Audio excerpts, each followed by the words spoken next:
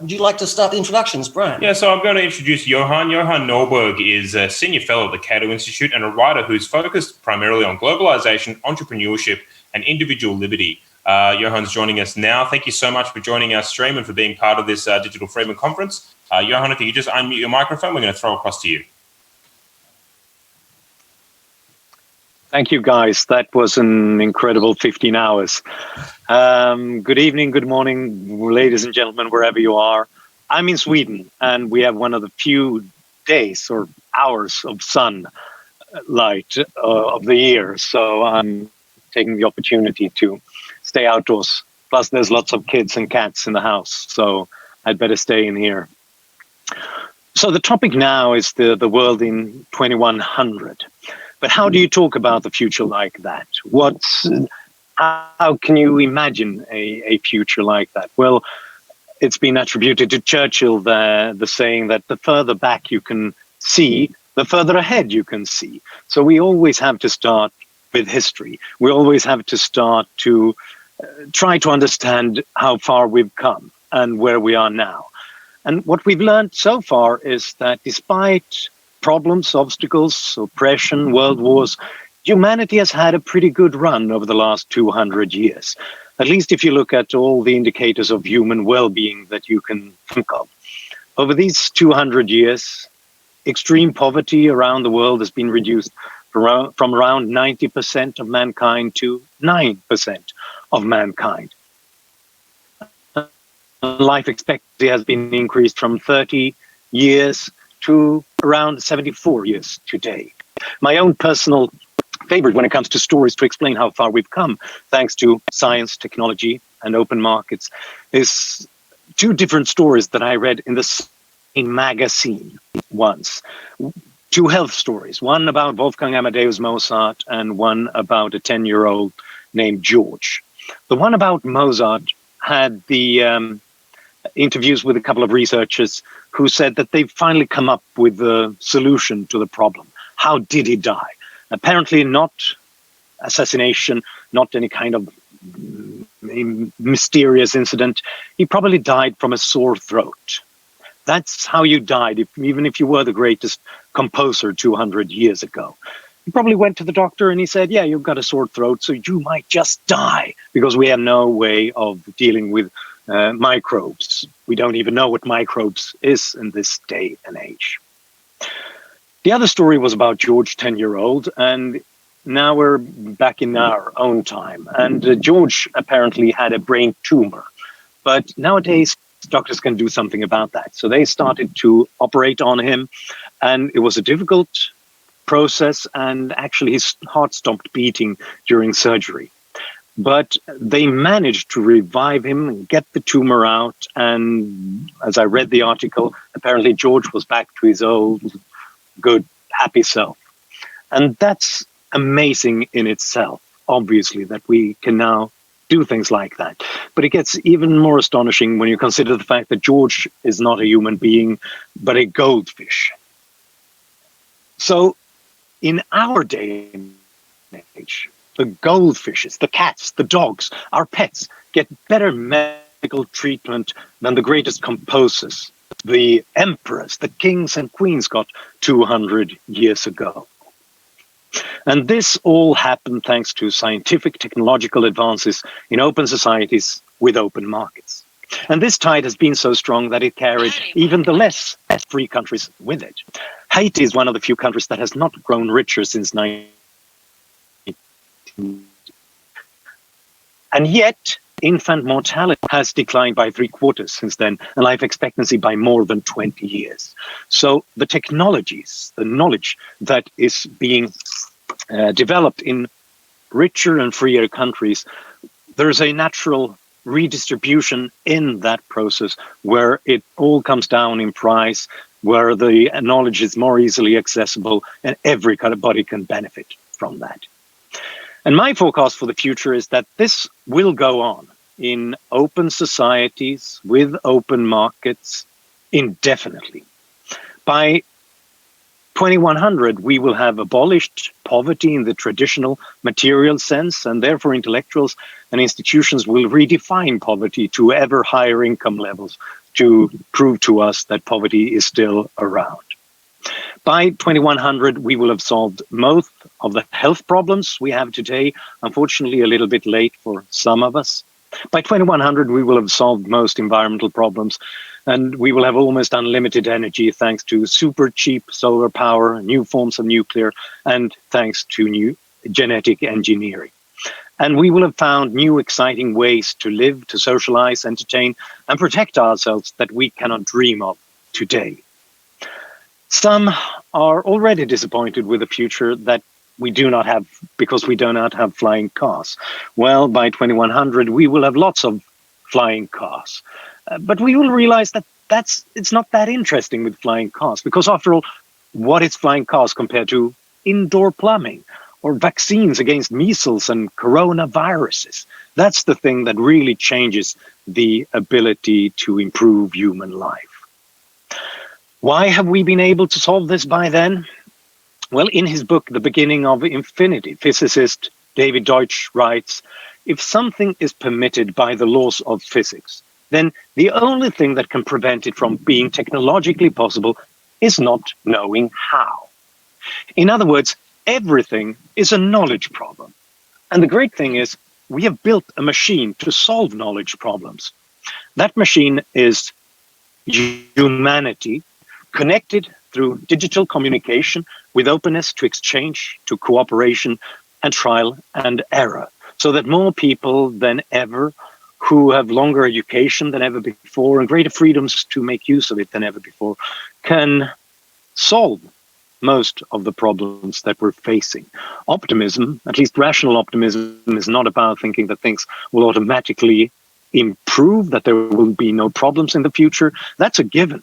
We'll always be surprised at things that nature and other people throws at us, and things that we throw at ourselves as well.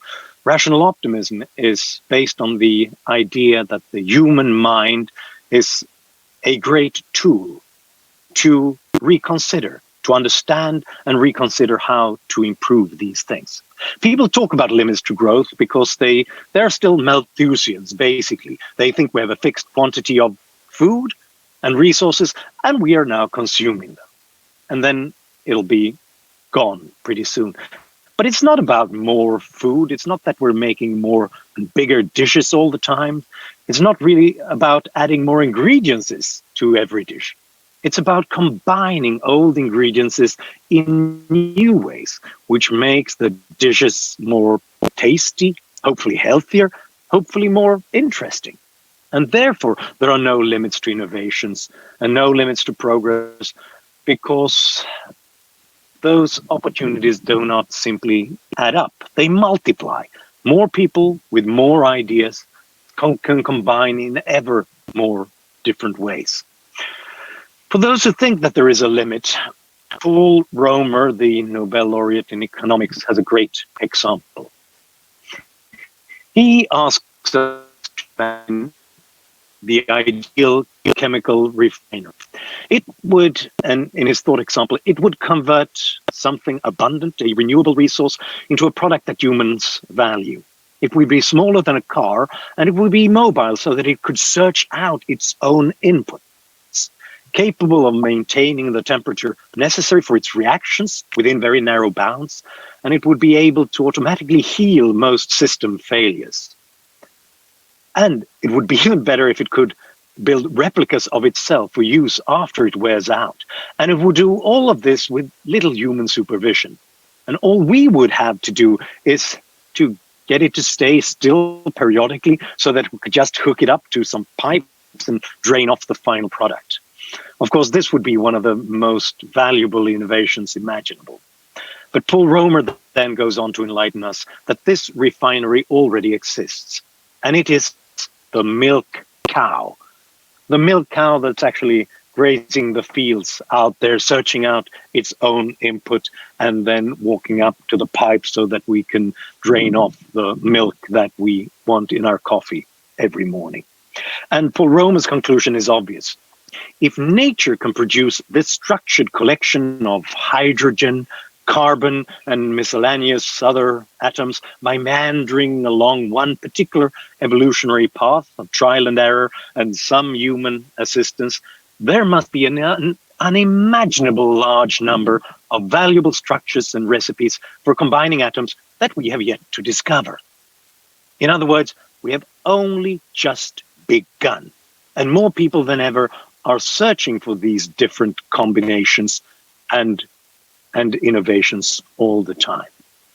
And artificial intelligence will help us to find new unexpected patterns and combinations to cross the barriers between different fields and spheres of human knowledge.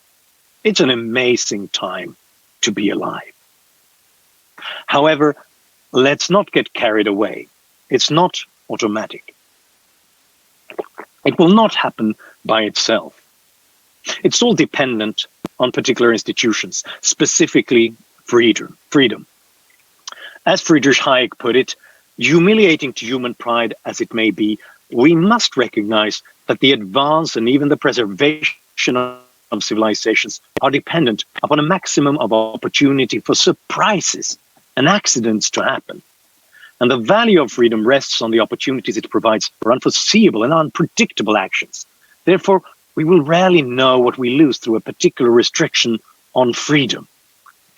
All such restrictions, any coercion other than enforcement of general rules, will aim at the achievement of some foreseeable particular result. But what is prevented by it will usually not be known. And so when we decide each issue solely on what appears to be its individual merits, we always overestimate the advantages of central direction. End of Hayek's quote. And this is the problem that always haunts humanity as well, because we have a designer intuition. We think that we need someone in charge. We need to plan for the future. We need someone to come up with a blueprint for 2100 to solve all our problems and to make sure that we will all be safe in the future. And that, ironically, and it's a dark irony indeed, this is what has undermined progress in most civilizations historically and in our own world as well. This search for some sort of certainty and some sort of design from the top. And as I write about extensively in my forthcoming book, Open, the Story of Human Progress, many historical cultures were on their way to something resembling an enlightenment and an industrial revolution.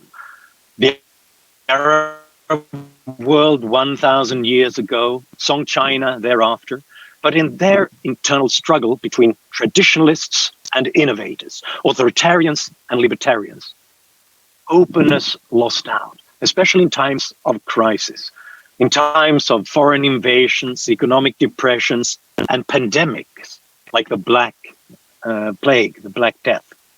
And then these cultures, the dark forces, the traditionalists won out, they insulated themselves and turned back the clock. Only one historical effervescence has not been cut short and destroyed by the authoritarians. So far, this one. But it could happen here as well. And I think that it is enough to point to the effects of the pandemic, of the new coronavirus, to show us all what's at stake. Because all the things that I talked about, the historical progress that we've made when it comes to health, wealth, and human opportunity, can be cut short by the kind of coercion, the kind of destruction from above that comes when we ruin freedom. During this pandemic, we put global capitalism on hold for just 3 months.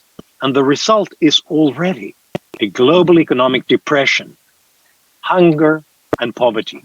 According to the World Bank, unemployment and lower incomes as a result of the pandemic will result in 50 million more people living in poverty.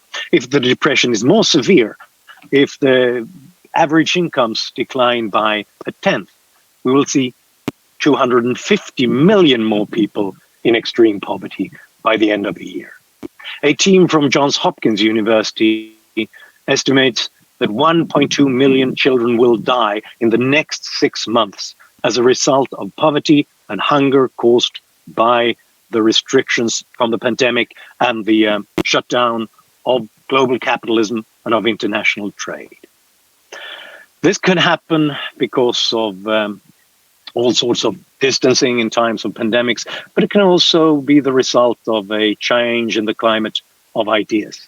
We know that there are forces out there that work tirelessly to end not just open markets and free trade, but also free speech and free exploration of new scientific breakthroughs, of new technological innovations. And that is why we have to work tirelessly as well. That is why we shouldn't really try to predict the future. We should create the future by fighting for it, by fighting for an open future where we leave as much room for surprises and new combinations and accidents to happen. That's the way to build a great 2100. The future is not a place that we are going to, but something that we are creating. We shouldn't go around trying to find the path to the future because there is no one path. But we should clear many new paths onwards, forever onwards. And there I end with the hope that you will continue to join me in fighting for an open future and a better future. Thank you. Excellent. Thank you, Johan. I love the tech optimism. I always like hearing tech optimism talk. I hope, Johan, that your tech optimism extends to the quality of the Swedish internet out where you are at the moment. We did manage to hear that. We were a few close calls, but we made it. And excellent. Thank you very much for sharing that. I hope you stick around for the Q&A in a few moments. But first, we are going to throw to Charles Murray. Charles Murray is a scholar at the American Enterprise Institute and is quite well known for writing some excellent and quite popular books, including Losing Ground, a very important book from 6 years ago. Although I'd like to give a plug now, perhaps to an unexpected book of Charles's, What It Means to Be a Libertarian, I think written back in 1998. That to me, I really enjoyed that book, and this is coming from me very high praise because I'm referencing my intellectual idol. But to me, it's the closest thing we have to a Free to Choose written by a living author. It feels to me like a Free to Choose by Milton Friedman type book. I recommend it to anyone who enjoyed Free to Choose or the similar books. Go and find What It Means to Be a Libertarian. So now, with that gushing praise out of the way, we're going to throw to Charles Murray to educate us for the next 20 to 25 minutes. Thank you, Charles. Okay, thanks very much. I'm interested to realize that we've got, 35 countries involved in the audience for this, and I'm a little at a loss to know how to characterize a worldview of what's going on, because in the United States, we are in the midst of a very, very unusual situation. I'm going to base my remarks largely on the United States, but I think it's relevant to a lot of the rest of you because we are in many ways the canary in a coal mine. We are a multi-ethnic society. We are the most thoroughly multi-ethnic of, I think, probably any large advanced country in the world. We are experiencing a fundamental set of challenges to not just the way we operate, but to the ideals under which the United States has operated. And in view of that, looking ahead to 2100, you have to ask yourself, is the United States going to make it to 2100 in any form resembling the constitutional order that we were founded on? Now, there are lots of reasons to be pessimistic. These are parlous times. One of the reasons for moderating that pessimism is point number one. I'm 77 years old, and geezers are always pessimistic, and you have to counterbalance that natural tendency of ours. Point number two is, if you're 77 years old, you're old enough to remember 1968, 1969, and 1970. David Brooks, the New York Times columnist, had a fascinating statistic in yesterday's column. From January 1st, 1969 to April 1st, 1970, there were on American soil 4,330 bombings. That is way worse than anything we have been experiencing in the last couple of months with all the protests over the killing of George Floyd. It is a level of civil unrest that is unparalleled. And at the time that happened, an awful lot of us, including me, were saying, gee, maybe really it is possible that there will be revolutionary changes in this country. Didn't happen. Even in 1968, when the rhetoric of the New Left was at its height, Richard Nixon was elected president of the United States. And after that, he was reelected. Then they lost in 1976. You had Ronald Reagan in 1980 and 1984, George H.W. Bush in 1988. There was a resurgence of conservative and to some degree libertarian principles following the same kind of turmoil we've had now. And that's one of the reasons that, as I read about in the United States, all of these assumptions that, oh, we have reached a turning point on this or that, and it's possible if you're old enough to say to yourself, been there, done that, doesn't work that way. There is also another reason for optimism in that the resurgence of a radical left position in the United States is empirically wrong. It's empirically wrong in fundamental ways that you can't really argue about. They call themselves socialists. Now, actually, I think that what they have in mind by socialism is maybe Sweden in the 1960s. I mean, the degree of economic illiteracy and historical illiteracy among the radical left in this country, the woke, is really stunning. But the fact is that we have a lot of track record with socialism. We have 100 years of a track record with socialism, and the record is consistent. It always screws things up. It always produces poverty. And even though you might have one or two countries that go off the rails, you have the rest of the world looking on and saying, no, I don't think we're going to go that route. So on economics, you have a very loud, attention-getting, in some ways politically sexy movement going on in the United States that in terms of its empirical validity is nonsense. This is especially true for something specific to the United States, which is the talk about defunding the police and even abolishing the police in the wake of the George Floyd murder. The problem here is, and again, it's a reality that nobody questions, an empirical reality, that if you go after policing, the people who are going to be hurt are African Americans in the inner city. They are the most frequent victims of crime. They are the ones who most badly need good policing. And at the same time, we're talking about a topic which has had a very large, serious, rigorous literature written about it, which has examined police violence. It has examined police killings. It has examined a lot of the allegations of all the terrible things the police in the United States are now accused of. And the good news is that are things perfect? No. Is policing in the United States anything remotely resembling the racist nightmare that is portrayed by the left? No, it's not even close. In all of these ways, the radical left in the United States is making a case that is going to collapse under its own weight because it's right now floating up into thin air, untethered from reality at all. There is, however, in the midst of this, a couple of other longer lasting effects of what's going on that are very worrisome. One of these is that it is now becoming accepted in the United States that it's okay to treat different groups differently under the law, as long as it's for a socially just cause. It's okay to mandate preferential treatment for protected groups, whether we're talking about ethnic protected groups or women or people of the gay, lesbian, trans, etc. Community. It's okay to do that. That's a very insidious precedent to set.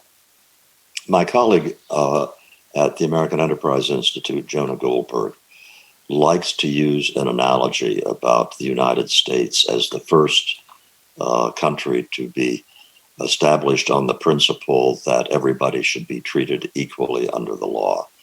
And he uses the analogy of a garden hacked out of a jungle. The fact is that it was never in human history in any society taken as the ideal to have a system of law that treated everybody the same. It wasn't true in classical Greece or Rome, wasn't true in the Chinese civilization. It was not true in the Renaissance. It was not true anywhere until the thought of the 1780s and 1790s in the United States, subsequently followed by France. Obviously, the United States fell short since it didn't treat its African American population equally under the law, but it did pretty well for everybody else. And it established a principle that subsequently spread around the world. We're now used to that idea. It's only a couple hundred years old. It's a garden hacked out of the jungle, and what happens to gardens hacked out of the jungle? Unless they are constantly fighting against the jungle, they are overwhelmed and they disappear. And what frightens me is that there's too much reason to think that the jungle is encroaching in some fundamental ways. So the radical left will, I don't think, win in the United States in any meaningful way on major policies. I am afraid it has already won to some degree on questions of constitutional rules that have long-term, extremely serious potential problems. The other thing that leads me to be pessimistic has to do with our president, a guy named Donald Trump. He is not president as a person who has established divisions in the United States. He is president because we had divisions in the United States which left the way open for him. I spent a lot of time describing those in Coming Apart, a book I published several years ago. But it comes down to this, and by the way, this is a widely generalizable phenomenon in Australia and in Europe. And that is, we increasingly have an elite that runs the country. And by that, I don't just mean who's won the parliament. I mean who runs the economy, the culture, and the politics of the country. And in the United States, that elite is increasingly culturally separate from the rest of the country. And not only are they culturally separate, they're geographically separate. They live in very restricted geographic enclaves where they establish their local cultural supremacy, and they don't know anybody else. They have no idea, living in Silicon Valley or in New York City or in the Washington, D.C. area, they have no idea what life is like in Tulsa, Oklahoma, or in Great Falls, Montana, or elsewhere in the United States. They don't have any idea what the culture is like, because a lot of them, increasingly, were born into this elite culture, grew up in it, went to college in it. They have no other experience to refer to. You have that isolated elite who then looks down upon ordinary Americans with condescension in the case of people of color, carefully hidden condescension, but condescension nonetheless, and look upon their white American fellow citizens with contempt. And contempt is not too strong a word to use. Donald Trump is elected because of an enormous reservoir of anger against that attitude. And that has not gone away, and the elites have also not changed their behavior. So you have Donald Trump, who was elected because of that kind of anger, and who has spent the last 4 years banging against the guardrails of the American Constitution, trying to get away with stuff that is very dangerous in the long term. Now, I use the term guardrails because that's a favorite metaphor to say, well, it's not so bad because, yes, Trump has done these things, but the guardrails have held. Here is the dirty little secret. Well, it's not a dirty little secret. It's pretty widely recognized about Donald Trump. he is extremely inept in the use of power. He doesn't really understand power, especially political power. What's scary is not that the guardrails have held. What's scary is that there could be so many dents in them with such an inept president. What Donald Trump's election did was say to a whole bunch of really smart, ambitious young people, you can get elected president of the United States with an ethos and an attitude and ambitions such as Donald Trump's.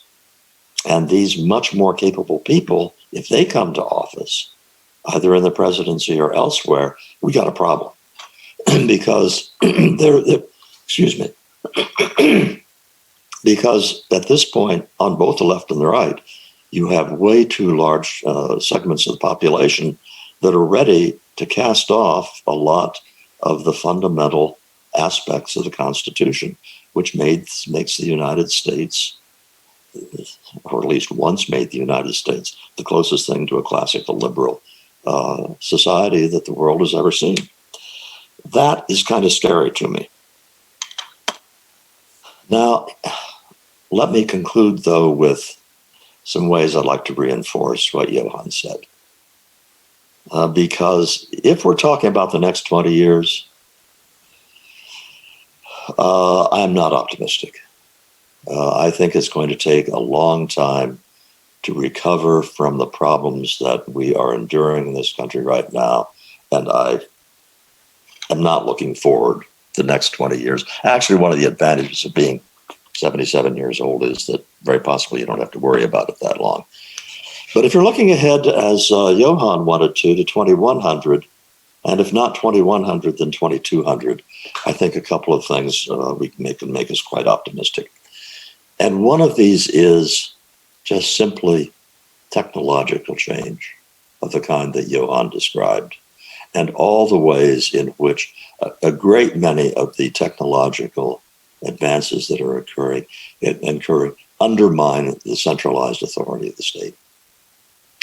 The simplest example in my case is I don't need libraries anymore. When I wrote Losing Ground back in the early 1980s, I lived in Capitol Hill, and I walked to the Library of Congress every day. In those days, you could get into the stacks, and I had to do that to get access to the materials. I had to have a great big library, a really wonderful library to get access to the materials to write the book. Don't need any of that anymore. We're going to need centralized institutions, even less in many other kinds of ways. Yeah, are there problems sometimes with these advances? Does it increase the potential for a surveillance state? Yes, it does.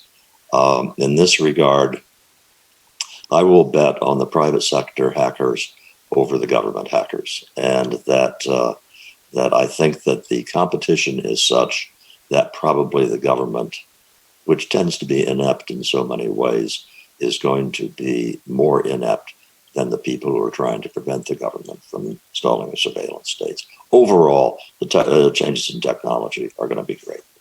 The second thing that's happening is something that Johan also referenced, the steadily increasing national wealth.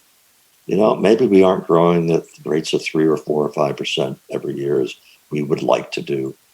If you have 1 or 2% growth by 2100, and 2200, it's hard to even imagine, we are going to have levels of national wealth that are unimaginable. Now, can we cut that short? Yes, if we have stupidity economically comparable to the Soviet Union. I mean, that's what it's going to take. And it's very hard, again, building on some of the things Johan said, to imagine that's going to happen. Well, thinking ahead, then, I say to myself, when you have this level of autonomy that humans have because of technology, when you have this level of autonomy just because of so much wealth sloshing around, is it really true that people are still going to say the best way to run a country is with tens of thousands of bureaucrats administering hundreds of thousands of rules? And it just doesn't make sense to me. I don't think it's going to happen.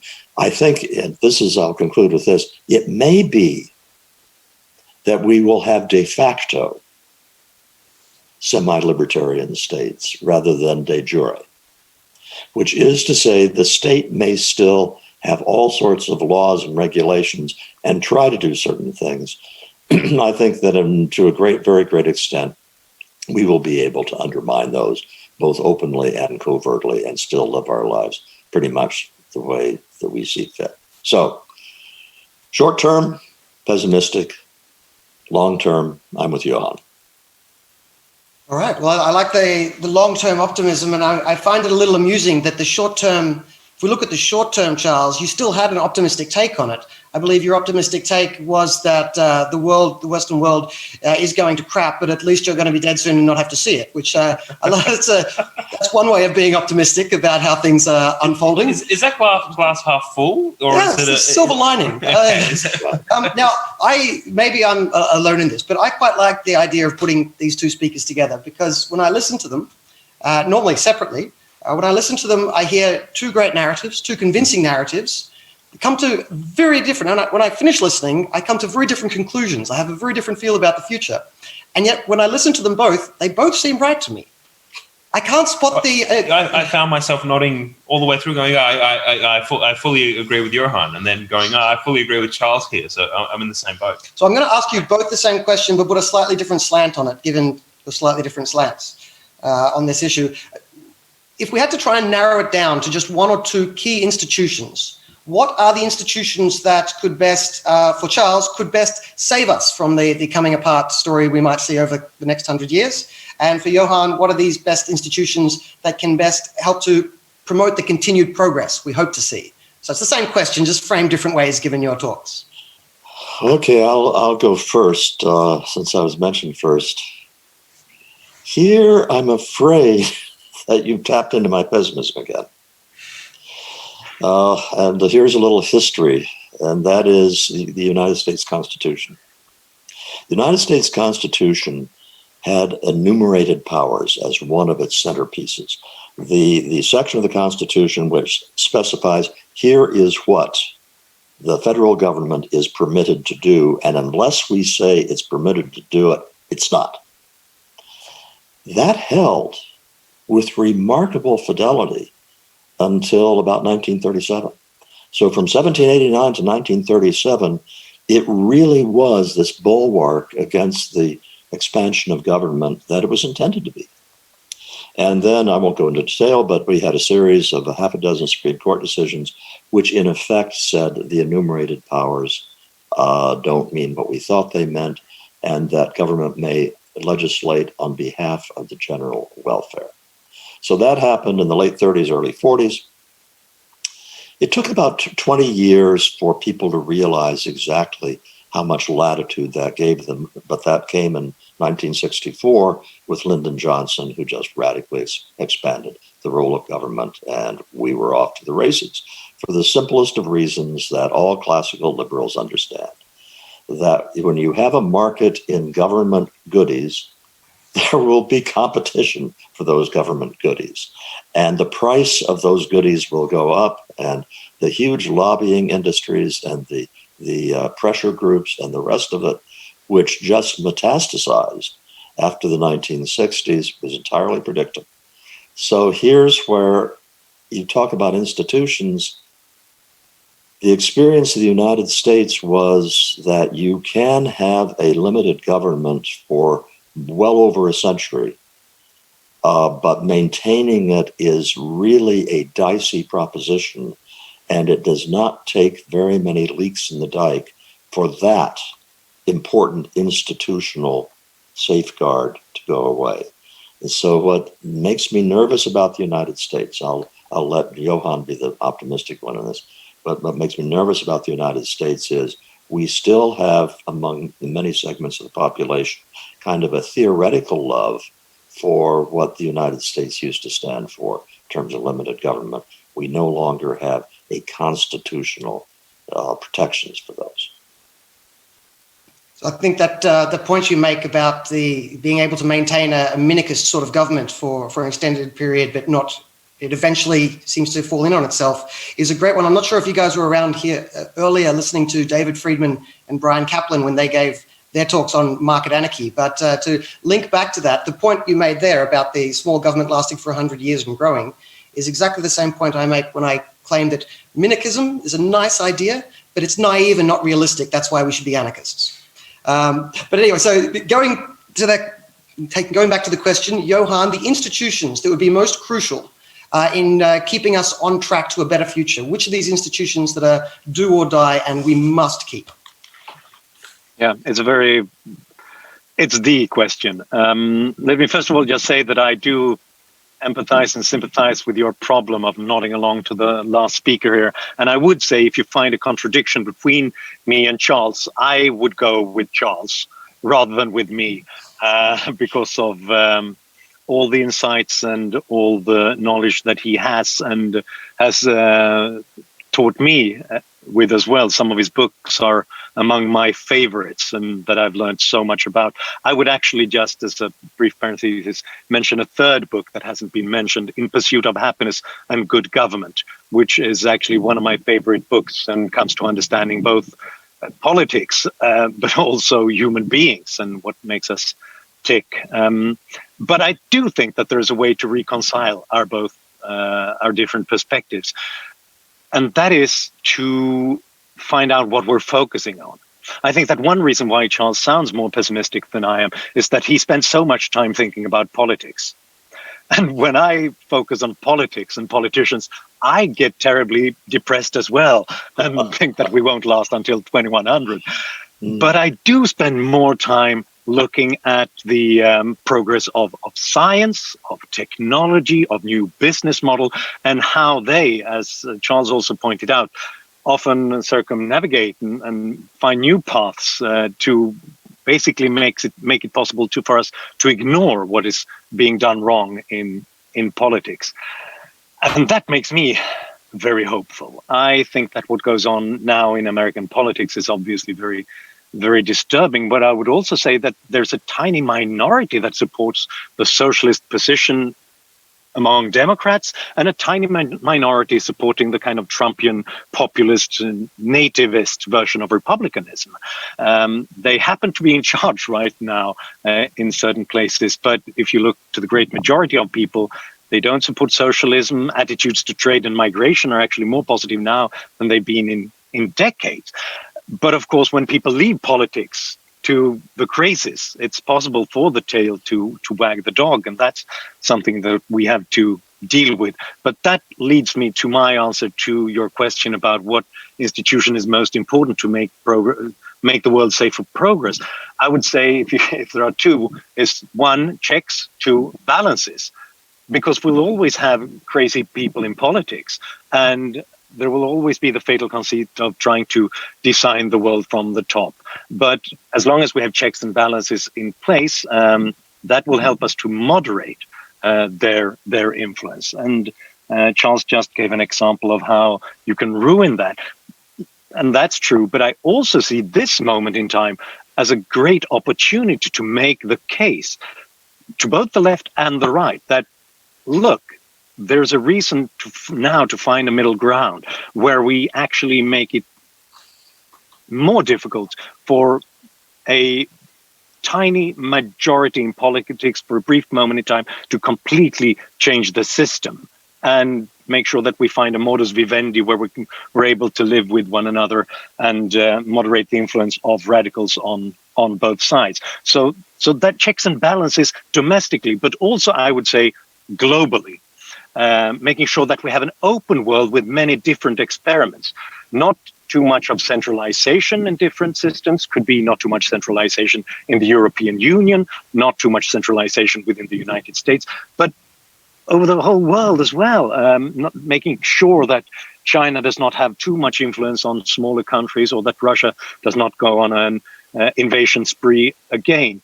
Because as long as we have many different experiments in many different places, the world will be safe for progress, and then we won't have to be dependent on a single country. Even if America would make the worst possible mistakes, then progress can continue.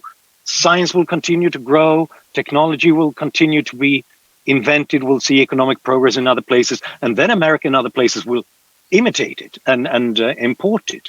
It used to be that we were dependent on a single country. It could be Song China in the 13th century. When that was gone, we didn't see any new scientific breakthroughs for a long while. Renaissance Italy, the Dutch Republic in the 16th, 17th century. As late as May 1940, you can make the case that without Britain, the world would be a horrible place. But now we have more places, more government entities than ever that experiment. Most of them will make terrible mistakes, but the risk that they will synchronize and coordinate the same kind of mistakes, I think, is smaller than ever. Yes, the decentralization and competition between governments is a good point, an important point. I note your optimism, as you point out yourself, focuses a lot on the science and technology optimism. I want to see if you have a response for the tech pessimists, the people who talk about the coming singularity and the possibility of a malicious AI. Tech is often put in a positive light. I like to hear about it that way. But I also find it a little interesting to hear what the tech pessimists are saying. Do you have a response to the tech pessimists? There's no possibility of Terminator 2, was it? Or Terminator 5. I'm not sure where we're at right now, but Well, that makes me pessimistic about Terminator movies. The first one was the best one, right? Sorry, Charles, you go. No, Johan, go ahead. I'd like to hear about your attitude toward tech pessimism. Well, the most realistic tech pessimism, I think, is the risk that we won't see enough of innovation, and we've seen stagnation in certain areas and a lack of productivity. I think some of them is due to measurement problems. I think we're very good at measuring steel and wheat, but we're very bad at measuring the value added by algorithms, by intellectual property and things like that. That we try to measure basically the cost of what we're producing. What happens when there's no cost, or at least no price involved? The maps that we made, the alarm clocks, the old telephones and all those things, they cost us lots of money, and therefore they were added in the GDP for most nations. Now we get them for free. And how do we measure it then? It looks like when Encyclopedia Britannica is no longer a book publication that's very costly for us. You have to save several months of wages or years to get it, and it's bulky, it's difficult to carry it around. Then it seemed like it added value. Now it's available for free online. Then it seems like it doesn't add anything. Obviously, something is being measured in the wrong way there. What economists are trying to do is to measure the consumer surplus by asking people, so how much would you be willing to give to have access to Wikipedia, say, or a search engine, or GPSs if they didn't exist, if they were suddenly gone? And then you see just a couple of applications like that. I think search engines, maps, and email. You would immediately increase America's GDP per capita by 50% if you added consumer surplus like that. Obviously, that's not the perfect way of measuring it either, but it tells you that something is being done wrong there. The other version, but I also think that we do have a problem when it comes to regulation.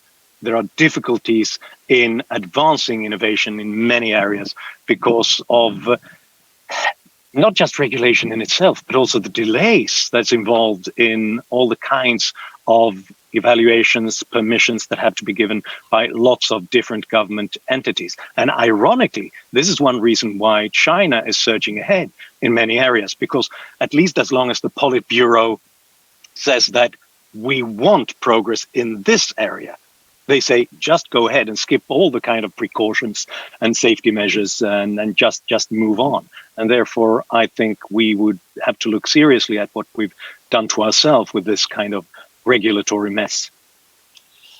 Well, I've got a couple of things I'm quite pessimistic about.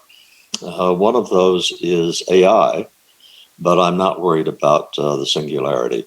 I am worried about the fact that you have millions upon millions of well-paying white-collar jobs, not blue-collar jobs, white-collar jobs, that are going to be supplanted by advances in AI. I mean, think of it this way. Essentially, people get paid good money if they are smart enough to make judgments that are worth it in terms of the bottom line of a corporation. And you don't have to be real smart to make those judgments. If you have an IQ of 105, not much above average, but somewhat, you're probably smart enough to hold a lot of those jobs. The thing is that the range of judgments they have to make is fairly limited and fairly repetitive.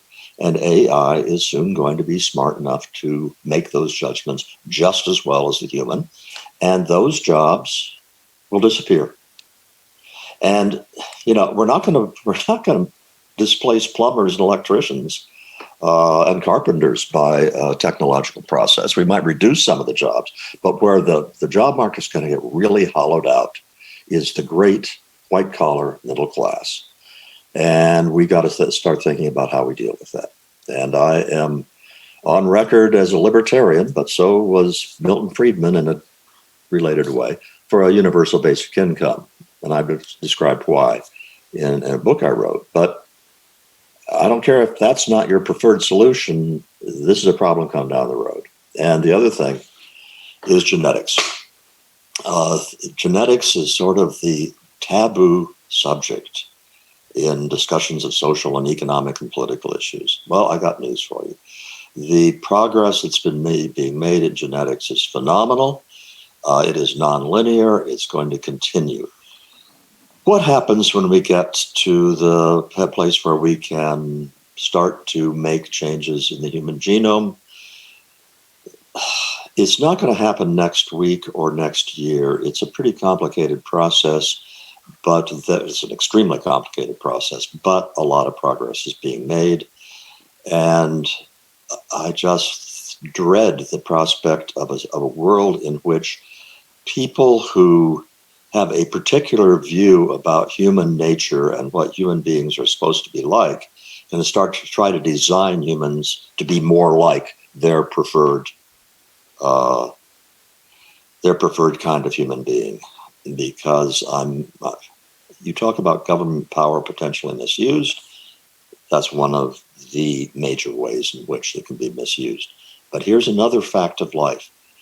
If it becomes possible to, say, jack up some personality characteristic or jack up intelligence through gene editing and so forth, people with enough money will take advantage of that. If you can have a baby that will have an IQ 10 points higher than otherwise, people will pay whatever they need to pay to have babies that way. That's going to happen whether you like it or not. These are prospects that we have not thought about. We don't like thinking about. We shy away from them for all sorts of reasons. Maybe we can postpone it for a few more years, but not indefinitely. These are in the offing. By the way, before I close, Johan, my own favorite book is In Pursuit. And if you like it, you have won my undying affection. Thank you very much for saying what you said. Okay, we've got time for one more question. We'll try and get some short answers out of this. Roderick Schneider asks, and before I ask the question, Rod, thank you for your support. He's been a long-time supporter of the Friedman Conference and for the Australian Taxpayers Alliance. Do either of you have faith that quiet Americans will pull back from the current insanity and keep the country on track? Yes or no? Will they pull back from the insanity? Yeah, will they pull back from the current insanity and keep America on track? Not this year. Not this year. No, this year we're in big trouble. No matter which guy is elected, Joe Biden may be a moderate himself, sort of, but he's going to be captive of the most liberal wing of the Democratic Party, plus the fact he's in the same kind of cognitive decline that Donald Trump is. Not this year. If we're looking for resurgence in a healthier attitude, we're looking at least 4, 8, 10 years out. I do have hope because I've seen so much insanity from Americans historically, and it's always pulled through and renewed itself and come back as humanity's great hope. So it'll happen. Perhaps not this year, but soon, I hope. Can we get just one sentence each before you go? Charles, the most optimistic thing you have to say, and Johan, the most pessimistic. I just want a role reversal on our way out to end the session. Oh, the most optimistic thing is 200 years from now, we aren't going to be governed by these vast, intricate, compulsory regulatory states. That's just not going to happen. Beautiful. Johan?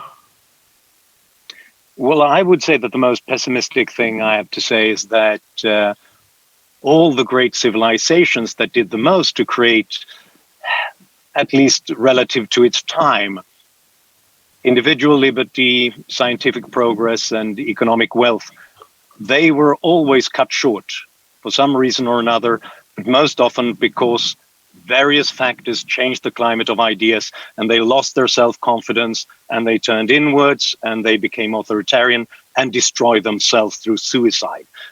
And it's just once in human history that that's not happened. So hang in there. The good news is that it can never happen to us. That's the lesson to learn. Anyway, gentlemen, this has been a wonderful session. I've thoroughly enjoyed it. Thank you very much for coming in. And I hope you'll stick around, come to the social room, and hopefully we can bring you to Australia for a future Friedman conference. But thank you very much.